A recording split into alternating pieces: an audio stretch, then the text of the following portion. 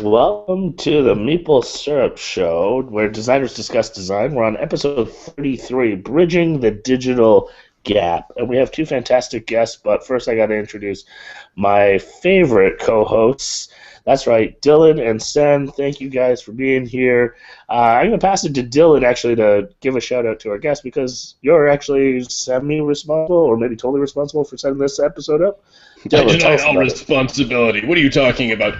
No, I'm extremely happy to be able to start talking. There you go, Academy Awardsing me again. What are you doing? So we've got a couple of people on the show who I want to be able to kind of pick the brains of more than anything else. Erin Hoffman, who I saw speaking at San Francisco. Specifically, the talk was on precision of emotion. Great stuff covered there. I came here to chew gum and talk board game design philosophy, and I'm all out of board game design philosophy. So I'd love for Erin to fill us in on what she spoke about at GDC. And also, we've got one of my favorite people, Suzanne Sheldon, who's going to be talking about kind of making the link between cardboard and pixels. I'm really excited. It'll be really, really fun. But before we get to that, Sen, we got to know what you've been playing. I've been playing Mark These Papers.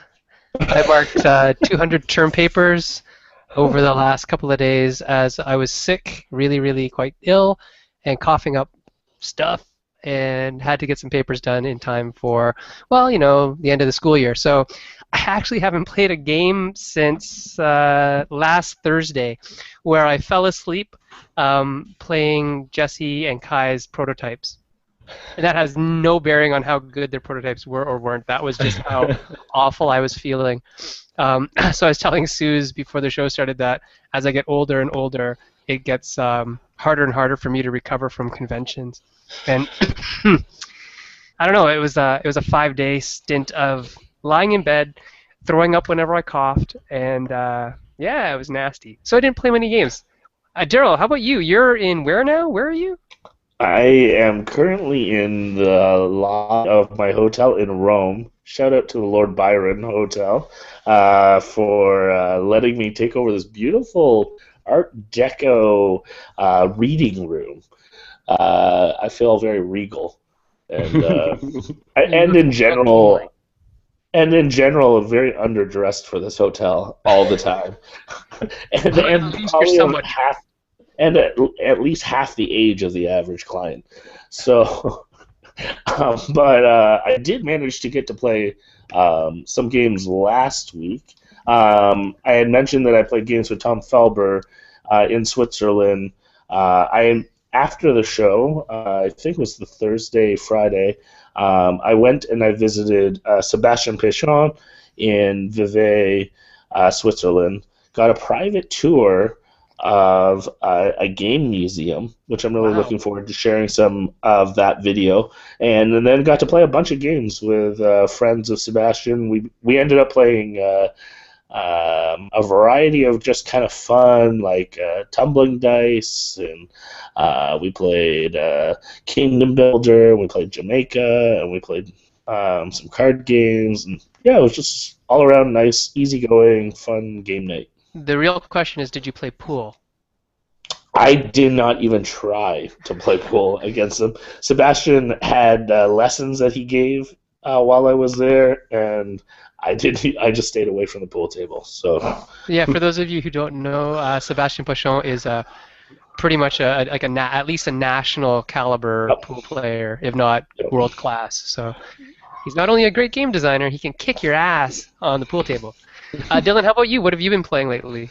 Well, in honor of of our digital guests, I'll say that I've been playing Besiege, which is a wonderful crafting game where you build siege engines out of wood and iron and break things in a medievally themed kind of crafting game. My son saw it, his jaw dropped to the floor, and that's the only thing he's wanted to do for the past couple weeks. So it's been quite awesome. One of the nice things about it is that it's not like your weapons are indestructible. You are making these things out of wood, so they fall apart quite readily. So you actually have to build them pretty well, purpose built. So it's difficult. It's thinky. and it's really, really fun. And the little boy just adores it. Very cool. So it's something I have to get? Will my Yes, little it boys is adore something you have to get for your little boys. Yeah. And it's And hopefully my little besieged? girl will get into it as well. Besiege. Besiege. It's a new kind of early... it's up on Steam. You'll have to take a look at it. Okay. Interestingly enough, there's also a game called Besiege that's up on Kickstarter from Cool Mini or Not, one of our show sponsors. It's a tower defense game. So it's kind of interesting. You see that? Yeah. We're getting good at this, man. We're Are getting we good. are we bridging Awesome. the digital divide? We are bridging the digital divide to the point that it'd be wonderful to bring our guests on, I'd say. All right, so why don't we invite our guests back into the mix here? Erin and Suze, welcome to the show. You'll have to unmute yourself. Hello, Suzanne. welcome. Hi, everybody. Hello, Erin. Hi, How are you? I'm great. Thanks for having me. Excellent. Dylan, why don't you lead off the round of questioning, okay? Well, I wanted to give Erin the floor for a little bit to just kind of give us a kind of shortened version of your talk, GDC talk, a little bit about Sophia. I'm looking over at my notebook. I was taking notes all through the speech. It's like, oh God, oh yeah, I got to get that. So talk to us about Sophia and talk to us about your kind of theory of emotion in games. Sure. So I've been a commercial game designer. I actually came out of MUDs way back in the mid to late 90s. So for the past 15 years. And then 2 years ago, I joined the GlassLab, which is a nonprofit, MUDs, big data driven formative assessment learning game. So basically a new kind of learning game that uses data analysis to pick out where a player is and then put things that are just hard enough right in front of them, which is kind of what games do naturally. But to actually do this with a deliberate intent to teach and make things harder in terms of learning competency. And so I thought, because of our game design theory, Ralph Koster's theory of fun, Jim Palgi's work on fun as learning, that this should be really easy and really, a natural fit. And it turned out that when we were watching kids in a real, genuine learning state and comparing that to what we usually think of as a fun state, we saw a different emotional state happening with them, one that was really, really interesting. So Sophia is basically my attempt to break that down in terms of universal emotion theory and kind of realize that fun itself doesn't fit into a single emotion. It's not a single emotional state, but it does seem to be a regular progression between universal emotional states where you go from kind of anxiety, curiosity, fear of the unknown, through realization, and then through delight and then satisfaction. So that's kind of what the concept of Sophia was. It was trying to universalize the progression of fun as a series of emotions. And if I can jump in, when you talk about that series of emotions, it was really interesting that because it kind of started out with like some trepidation almost, like that unknown element. So how does fun evolve in general, or in context of these games as you're putting out challenges in front of a player when that unknown is gone, or how do you keep on turning up that level?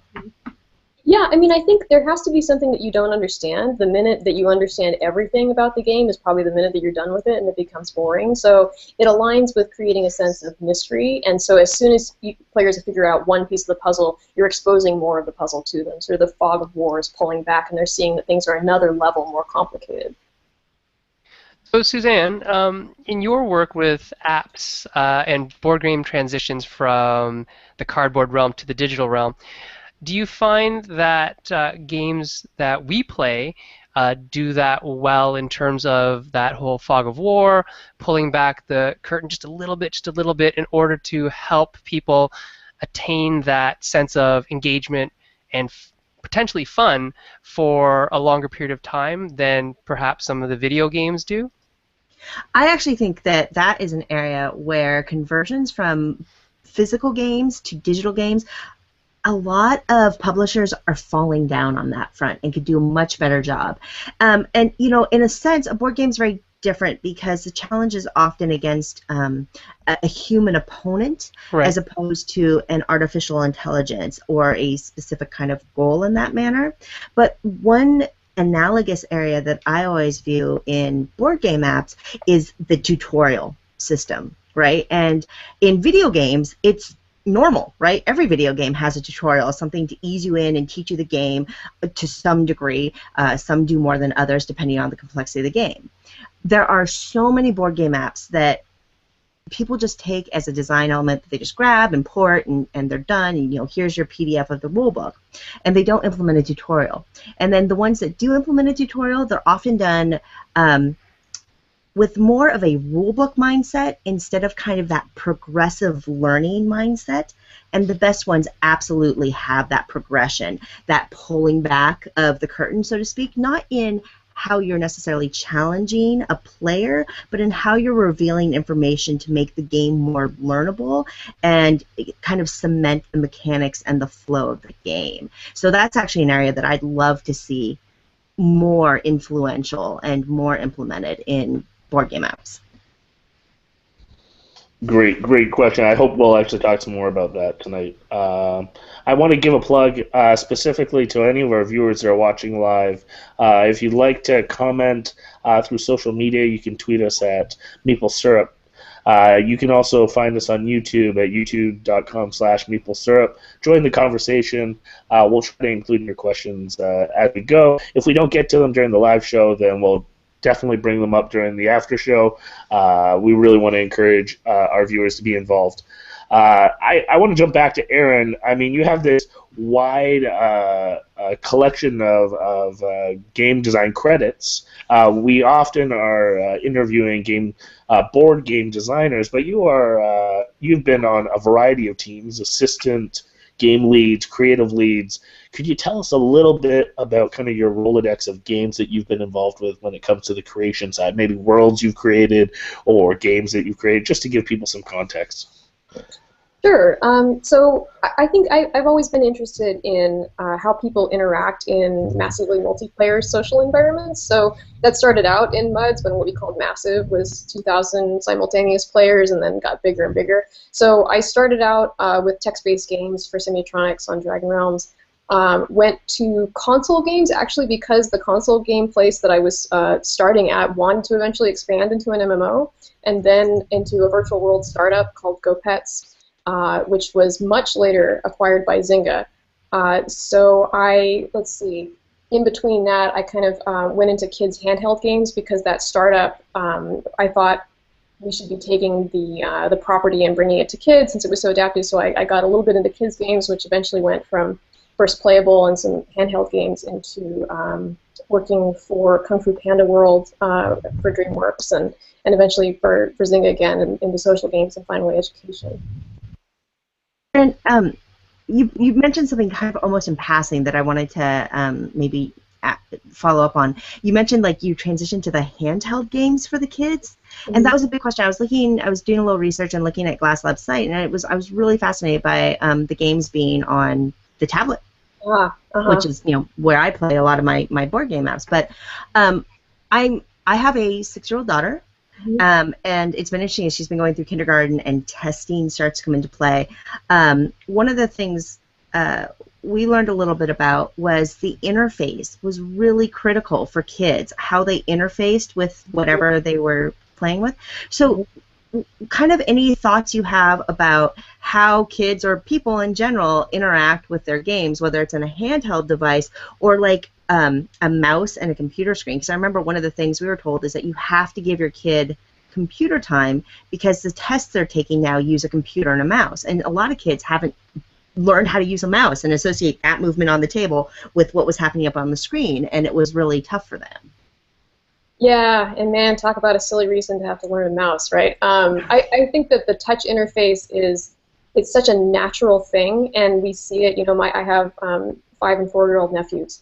And they are, they're digital natives. They pick up a device and they can figure it out right away. They can do things that we can't even think to do because they have this intuitive connection with the touch device. And I think that's the future, So what we're seeing, we put our games on tablets because we were following what the schools were doing. The schools were getting iPads everywhere. There was this big surge, which then actually retracted. And so it was very alarming for us in the past 3 years to watch what was happening. So we would put something, we spent a year making this game for iPad, and then all of a sudden the schools were getting rid of their iPads and replacing them with Chromebooks. So the game I'm working on right now is for the web because at the middle school level, the need for a keyboard and the destructibility of the device was a huge issue, so they're flipping more over into Chromebooks in a lot of the schools, and then they're actually moving the iPads down to elementary because the quality of the apps and because of the interface being so much better for younger kids is a closer match, I think.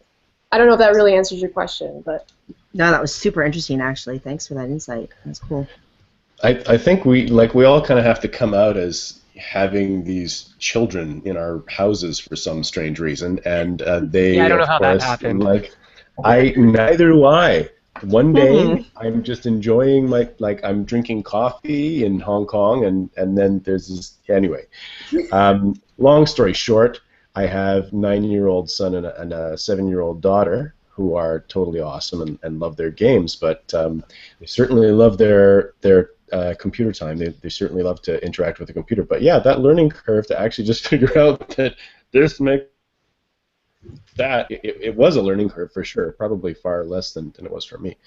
But I did want to go over to Suze, who is apparently dominating on an app version of Coop, which to me is the perfect example to get into kind of where cardboard to digital maybe falls down, of a game that perhaps shouldn't have been taken digital. Can you expand on that one for us? I can certainly try. I would, as of the place that I've gotten in, I would actually agree that this is probably it was an interesting choice to make digital, because Coop is largely a social deduction bluffing game, right? And so when you take away that human interaction, that human interface, and there's really not much math in it either, right? Because you could argue that about poker as well. The poker is all about human interaction and bluffing and reading your opponent, but there's so much math in it. Whereas in Coop, it's really just about the people. And when you take that away, the app has done a laudable job of trying to digitally replicate some of that interaction without opening it up entirely, similar to a game called Hearthstone. So there's like a chat feature where you have a selection of phrases that you can send to communicate. And I'm using air quotes so much lately, it's appalling. But yeah, exactly. Where you can communicate with each other, but not truly. There's a lot of standard phrases like, what do you have? You don't have it, whatever. But I have found that removing that human interface has really depersonalized and dehumanized the experience, and the math isn't compelling enough on its own, whereas a lot of board games have a lot of compelling math. So when you do it solo, when you remove that human element, there's still that mental challenge. Well, when you have taken Coop into this digital sphere as shiny and beautiful. The production qualities are amazing, which from GlassLabs game, their production quality looks phenomenal. That's all great polish, but I'm not loving the game. I also think that the company behind it has made some interesting choices in their business model, making it I'm hearing a lot of chatter in the social sphere about people upset where, like, those phrases I mentioned, like that attempt to bring that human interaction to the game, there's a very small subset available to people who download the game, and you have to pay extra to get more phrases and things like that. And a lot of people find that model quite repellent. So it's an interesting one. I can't say I'm enamored with it. I've played probably 10 games so far, and it's not grabbing me. That's interesting. I wanted to ask Erin about this, and you can answer it as well. When we talk about game design, we talk a lot about the experience that we're trying to create. We talk about engagement. We talk about what Matt Leacock, when he was talking to us about this whole idea that he took from Mikhail, and I can't pronounce the last name, and I won't ask Daryl to either, about flow, the flow experience. Now, that's something basically that I think Erin had brought up in terms of that just right level of challenge versus boredom and anxiety and boredom, and you want that just right challenge so you don't quit, and you want the just right implementation so you don't quit. And so how much of player psychology, Erin, do you take into account when developing games for different audiences, and how does that translate in a digital realm? Mhm.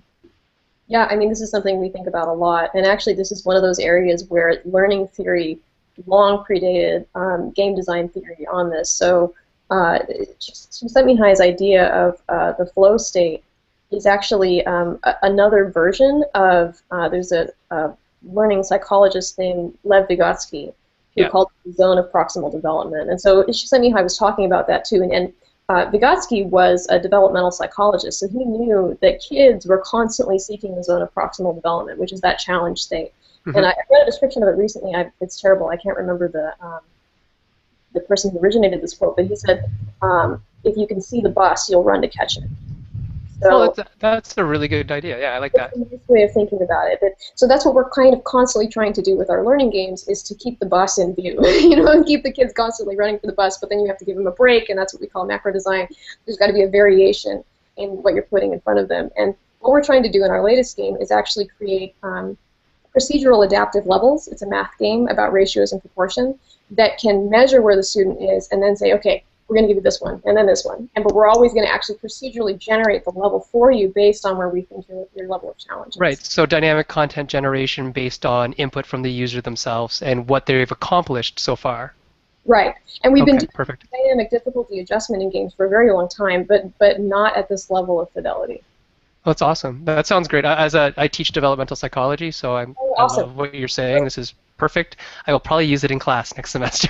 Cool, cool. So Suzanne, you had a question that you wanted to ask? Yeah, as you're talking about the way children learn and the flow, one thing that popped to mind was the concept of cooperative versus competitive. Certainly in the board game world, we have a lot of cooperative games that are seemingly growing in popularity, but games are inherently often competitive. And I remember from back in the day, I actually have a history of being from a single-sex education background where I went to an all-girls school where they really emphasized empowering girls and learning, and they talked a lot about how girls often learn differently on a broad spectrum than boys. And then as I was looking at GlassLabs games, it wasn't really clear to me, to be honest, how they operated, whether it was really focused on an individual child. There was a game about almost like a debate style game, so I'd like to hear a little bit about like the cooperative versus competitive element, how or if that factors into the game design at all as you think about how children learn and how they're rewarded for collaboration versus competition. Sure. Well, I think for learning games especially, one of our big findings is just how fantastically precise you have to be with regard to your audience. And so with games, we can have this idea that, the biggest categories of games, if they're for, 18 to 34 male or whatever, when we're making a learning game, we're thinking about not just what grade level is this game, but at what quarter are they? Because we'll watch our testers go in from 6th to 7th grade, and they're making tremendous advances in this single year. So if we intend a game to be used in the first semester or even the first week of school, it's going to be very different from one at the end because the kids are so different by then. And then we are thinking about the classroom environment where, for instance, you can't, my head is very much in this game we're about to ship. We actually are varying the numbers that are making up the levels because we know that kids will tell each other the answers. So we have to work against the cooperation in the classroom because the kids will say, this one eats this many, and then we have to kind of say, wait a minute, no, my game is different. And so we actually are trying to stimulate those conversations about the ways in which the game is different and the ways that the answers vary in order to get them to talk about the competency that's driving the whole thing. Wow, that's a really cool story. That's hilarious. That's exactly what kids do, right? It's all good. Just like 2.5 minutes, right? And then where are we at? Yeah. Love it. Kind of following up that kind of a question of talking about people using apps in different ways, and when it comes to the digital divide, I'm curious, Suze, what do you foresee? You're kind of on the front end of watching the trends and seeing what things are happening with board games and apps. Do you see some developments like, I'm thinking of like youve and a few other games that are coming up that will be using apps in a new way so that cooperation and competitiveness can be used? Oh yeah, in our world, and Erin, I'm not sure how, I'm not sure how much like the curriculum overlap is between the games that you guys make versus some of the physical things that the classroom, like the kids are doing in class, because like sometimes math can be very physical, especially at younger ages, right? But in my world, there's this. We are just at the front end of this push to integrate physical and digital in creative ways, and using little things like this in innovative ways with the other physical components that we can make available through board games, which opens up just a whole wealth of new options for mechanisms and approaches. It can do simple things like tracking statistics for you so that you don't have to, that you don't want to, saving game states so that you can more easily come back to it later, or do things algorithmically that you couldn't randomize physically on your own, things like that. And it's a highly divisive topic in the board game world. I mean, there are people that, as soon as it has anything digital, it's a video game, and they want nothing to do with it. Like, they're like, I left video games because of everything they are, and I want that stuff in my board game world. And then, and then there's people like me that I'm far more moderate on, and one, it's a trend. It's not going to go away. Two, people are to kind of what Daryl was saying, people are going to be using it more and more innovatively, whether it's to facilitate cooperation, collaboration. I mean, think what you could do if a team each has their own device, but they have only their own team information, and the other team has their information. They can't see it, but you're in the same room. Things like that.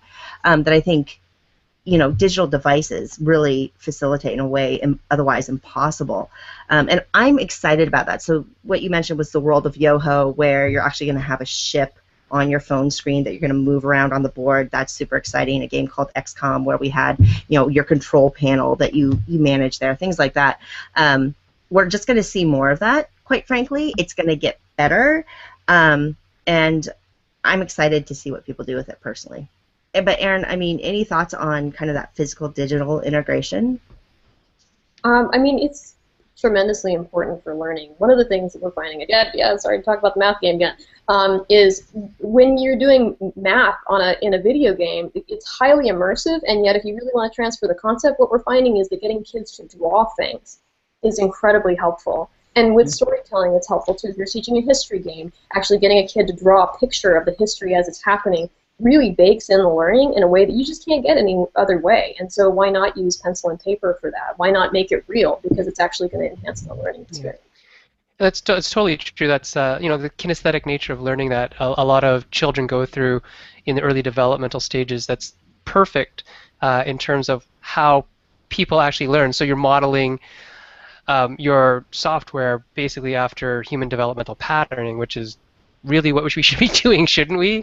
We shouldn't go against that. We should be leaning into that, the concept that this is how people typically learn, so why do it any other way? And the thing you said originally about iPads being very user-friendly for younger children, and why Chromebooks are now moving up into the after kindergarten levels and grade 1, grade 2, that it's entirely true. The interface that we choose to use is the one that should be most appropriate for the age level we're given. And so a lot of the stuff that you're saying makes total developmental sense from my perspective. As a therapist, it makes total therapeutic sense too, and human access interface. So I'm all aboard. This is one of my favorite maple syrups, and it has not a lot to do with board gaming at all. This is great. If I could jump in, I'm so sorry, Sam, to interrupt you, but Erin was talking about that interface, and you talked about interface.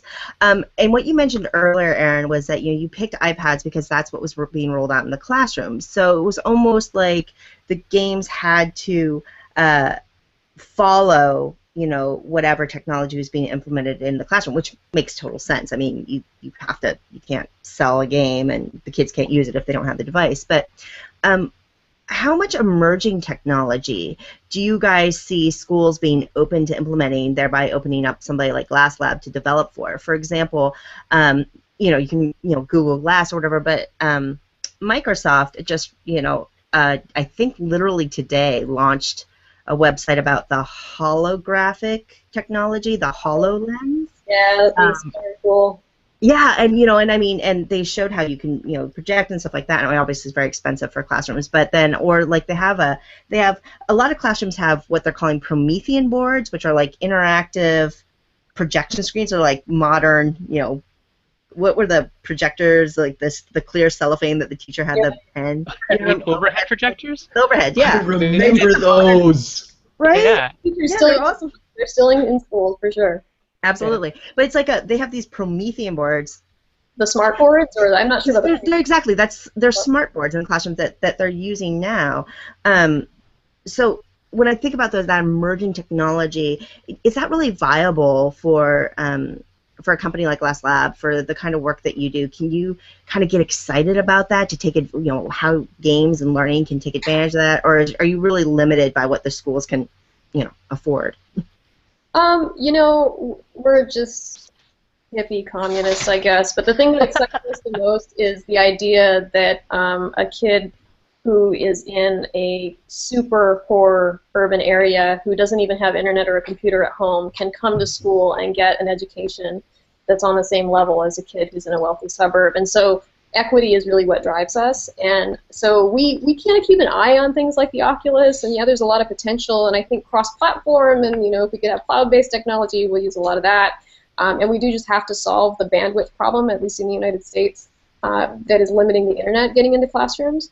But the thing that really drives us is making sure that our games are accessible to the widest variety of public schools, which means, at the moment, web-based technology for Chromebooks and laptops.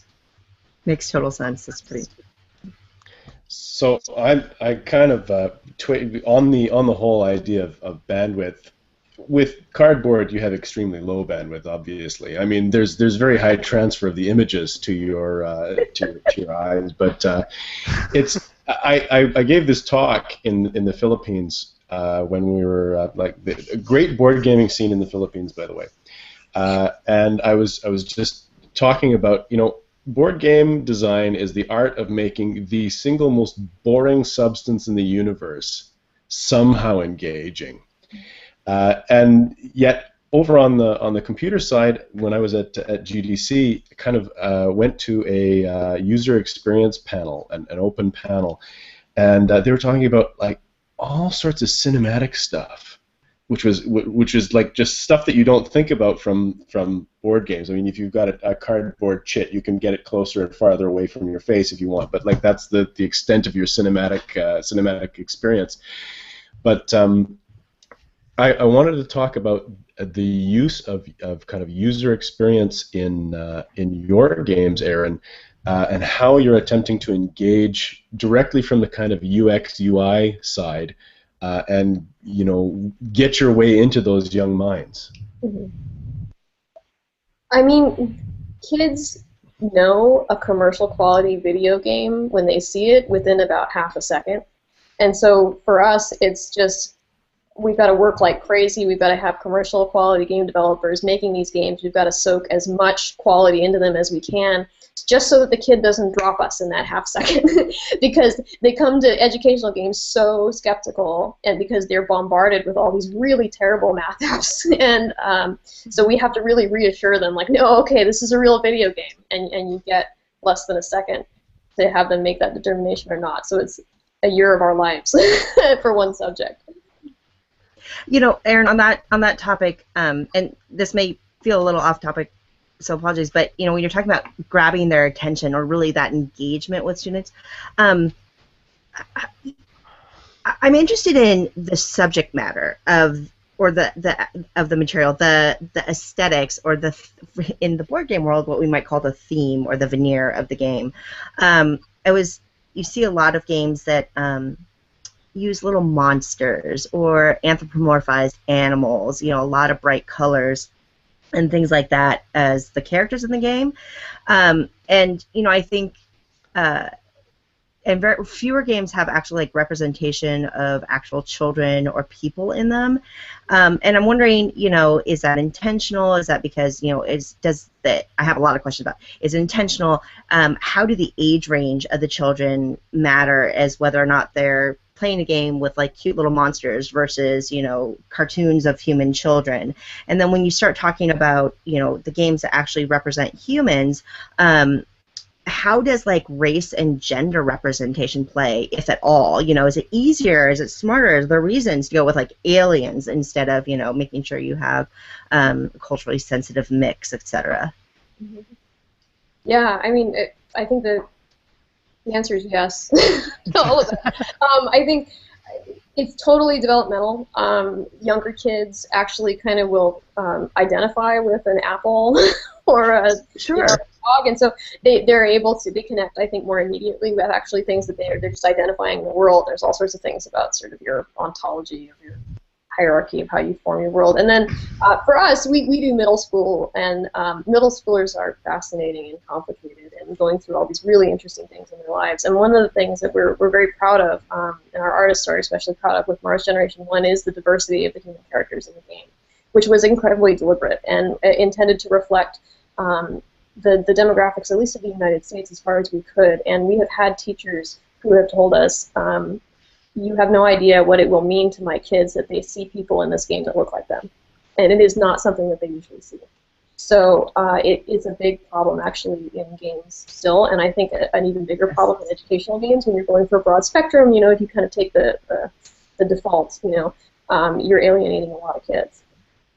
I cannot even tell you how that little statement you just made resonates so strongly. And like, if I have to make a vine or like a repeating GIF or something of that one statement where it's like, it's meaningful to the kids that they see themselves represented, it does matter. And not to bring up baggage, but in the board game world, representation is a huge topic of debate. And in my opinion, which many will argue with me, it's a huge issue.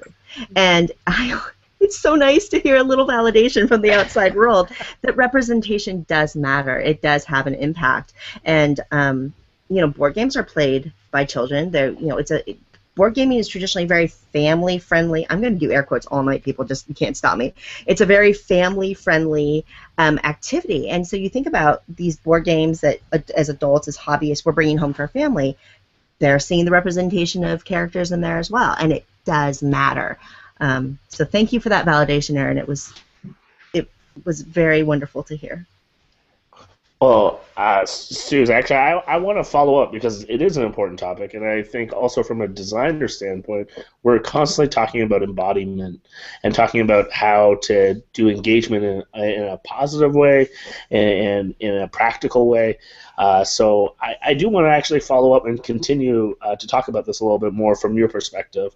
I'm curious, what do you see are some of the solutions or some good examples of not only app games but also board games where they have tackled embodiment or player engagement, and specifically talking about, you know, anything from like what an avatar or what a character looks like or is, and is connecting with people in meaningful ways. Who is doing it well, and where could we even do better? Mm-hmm.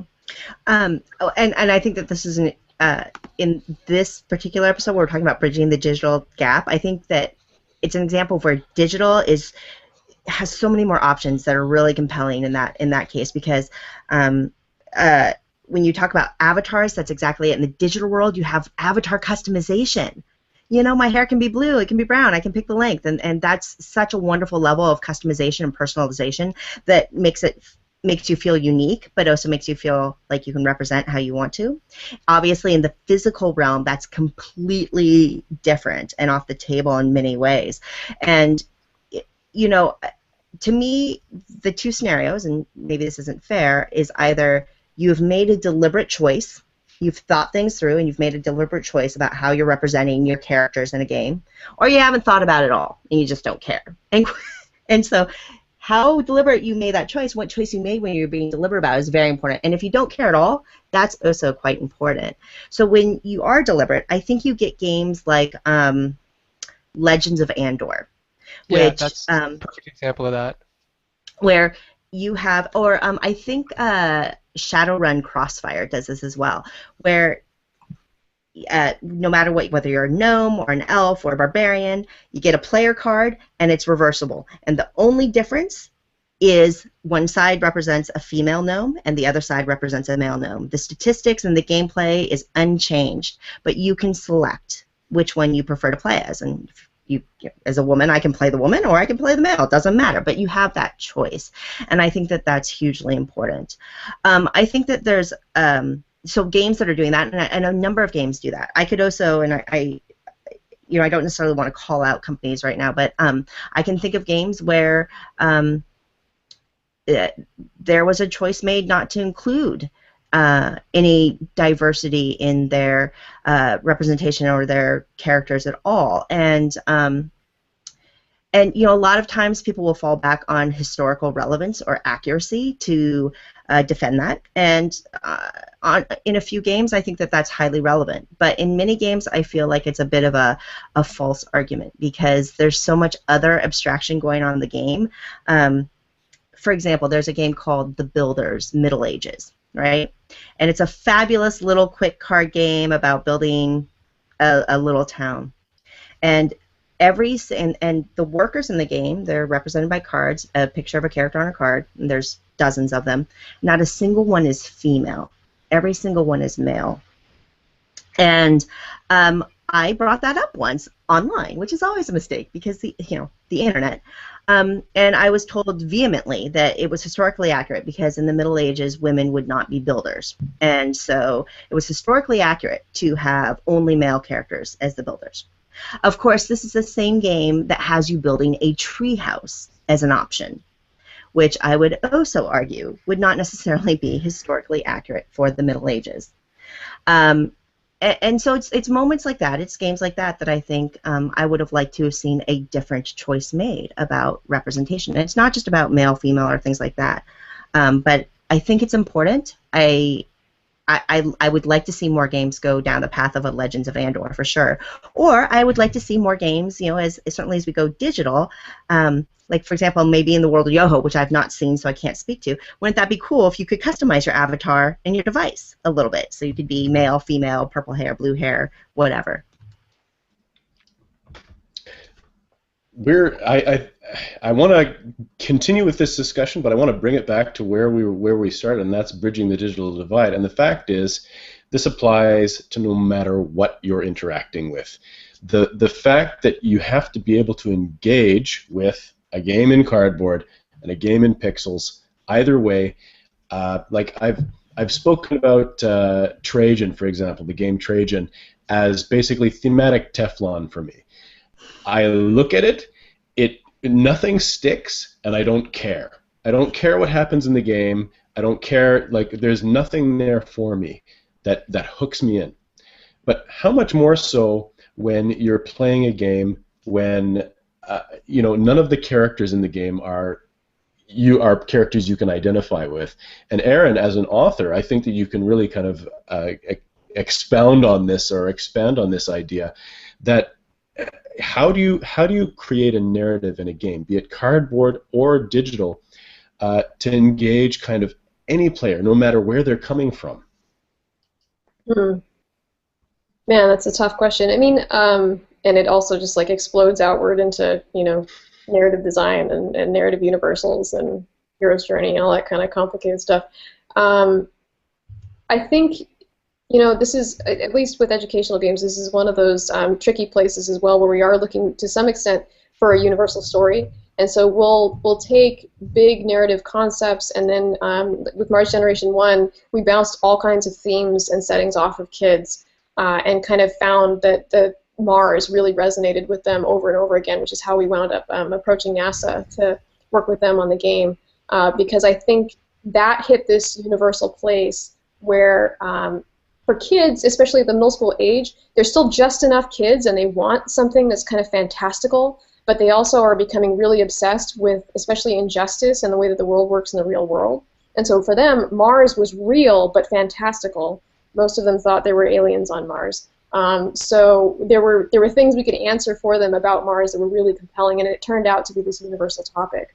So I think if you're looking for those things, you can find them, but it's a matter of just calibrating to your audience. And I think what you have to do as a creator is also just remain really true to yourself and things that really drive you, instead of trying to cast a net that's so wide you wind up, losing the spark for yourself.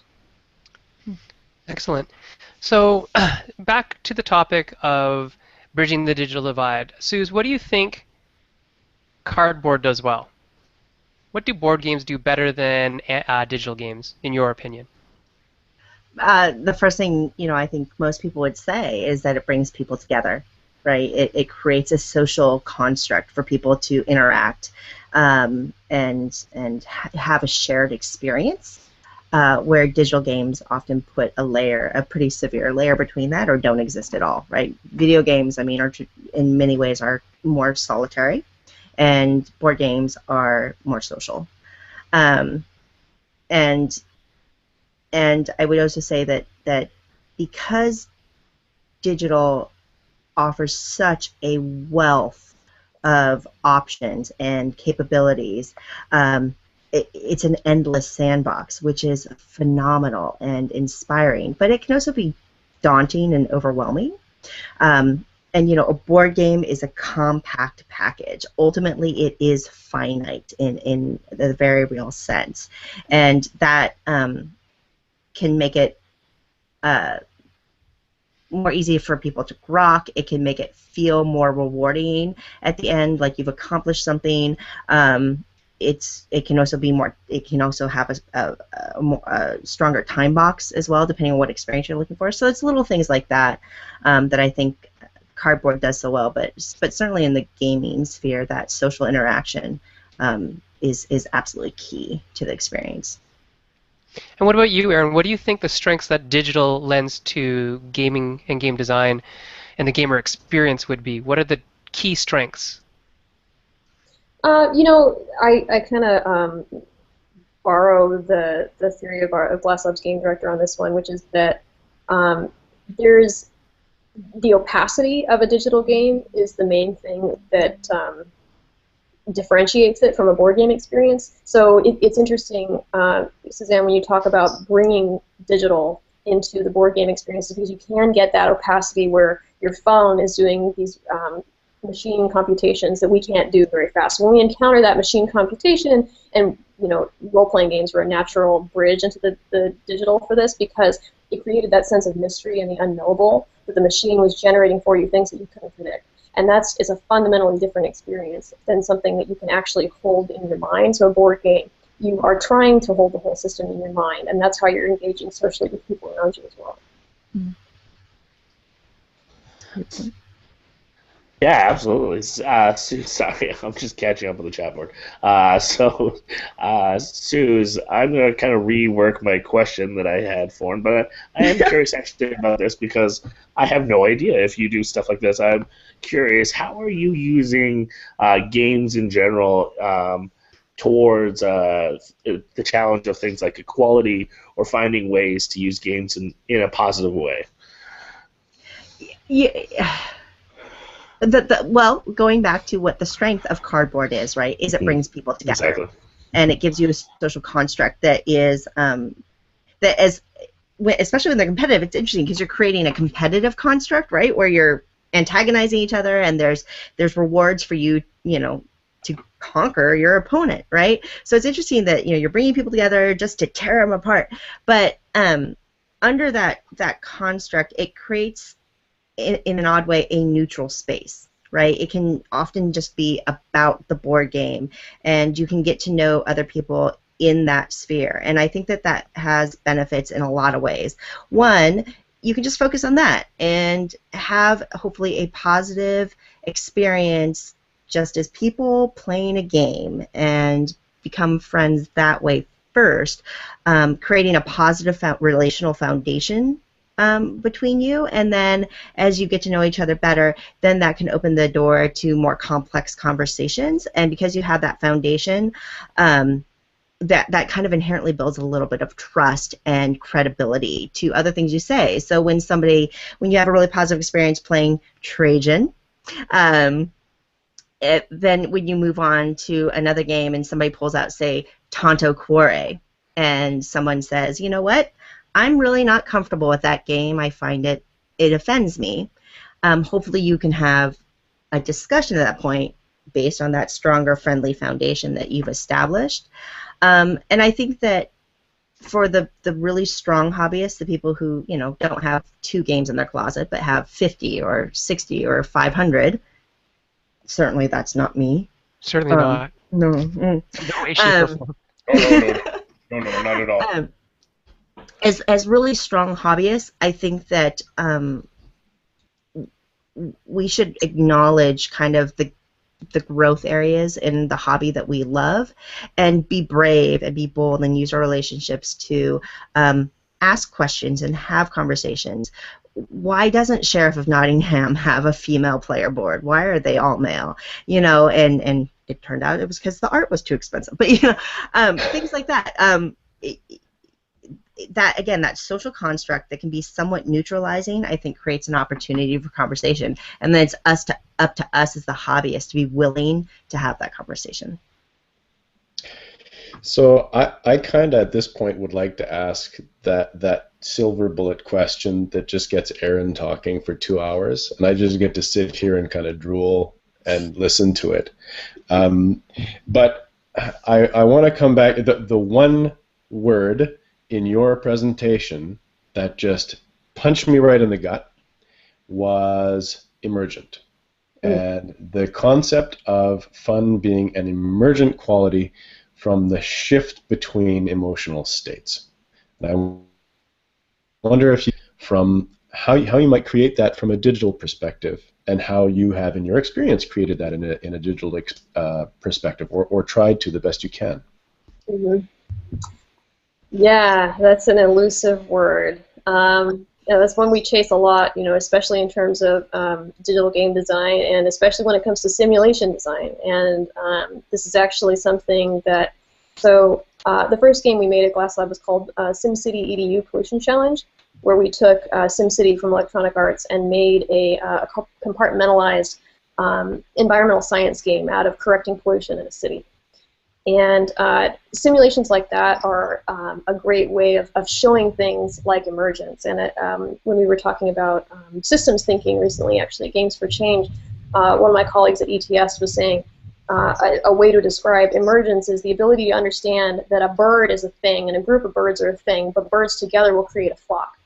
And a flock is composed of these atomic elements, but it has its own separate behaviors, and that's Emergence. And this is one of these qualities about different levels of systems thinking, which we're trying to assess in SimCity, that try to measure, can a player understand that you can have granular things that then create emergence. In terms of emotion, man, emotional theory is actually shockingly unexplored, for the primary reason that we actually don't have good ways of measuring emotion. We don't have machines that can measure emotion. The best that we do pretty much is to have psychologists ask people questions after they've experienced something, which only measures emotion in a given moment and is completely biased and metacognitive. So if you're thinking about what you're feeling is probably changing. So how are we actually measuring what you're feeling? And I think that emotions are these complex systems that are completely interrelated and related to schema and cognitive behavior and all of these things, where the sequence of emotions that you experience create an emergent emotional effect that, for all we know, is actually probably chemical, that is a brain state that we're experiencing. And we don't have names for any of these things. So I think that Sophia, the emotional experience of learning, is one of those emergent emotions. But the complex emotion of grief at having done something that you didn't know was wrong when you did it, and you did it with the best of intentions, that's a specific emergent emotion that's a combination of many emotions. And we have so much work that can be done to try and give names to those feelings, which is what we do intuitively as artists. We just don't actually pin it down and put labels. Wow, look at the time. That's not to cut anybody off at all.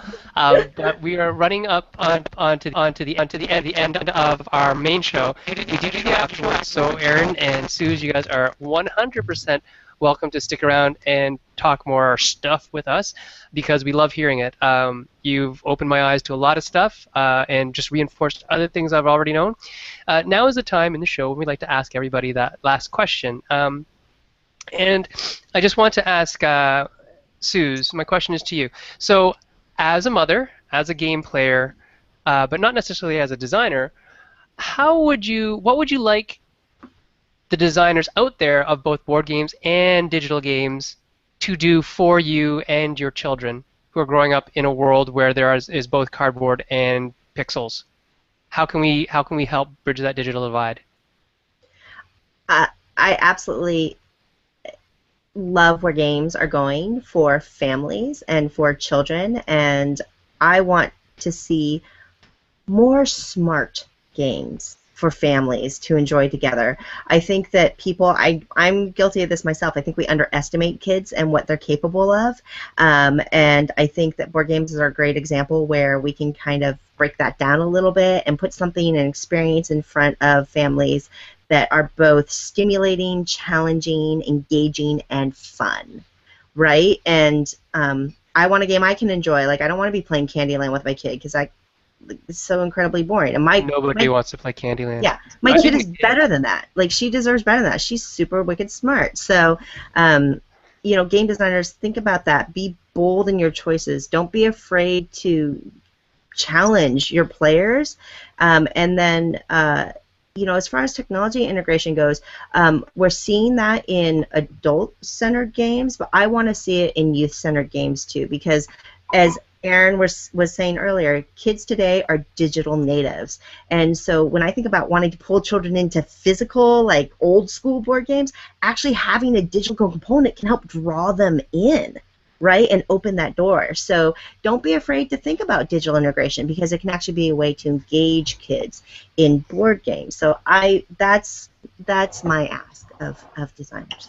Oh, I love it, Suze. This conversation, I'm looking forward to the after show because there is so much here. I just want to give a special thank you both to Erin and Suzanne for being on our show. I know everyone who is watching is the better for it, and I look forward to the conversations that spin out from this show as well. I just want to thank our viewers, our sponsors, for believing in us and supporting us, and we're hoping that by bridging some gaps, creating some conversations, that we can hopefully influence the world to be a better place. So thank you, everyone. Check us out next week. I can't remember who our guests are, but I'm sure we'll send it out on Twitter and Facebook and all that jazz. My apologies for being a little out of the loop on the information. My head is sometimes on Rome, but I thank you all. Have a great night. Keep making great games, and we look forward to playing them.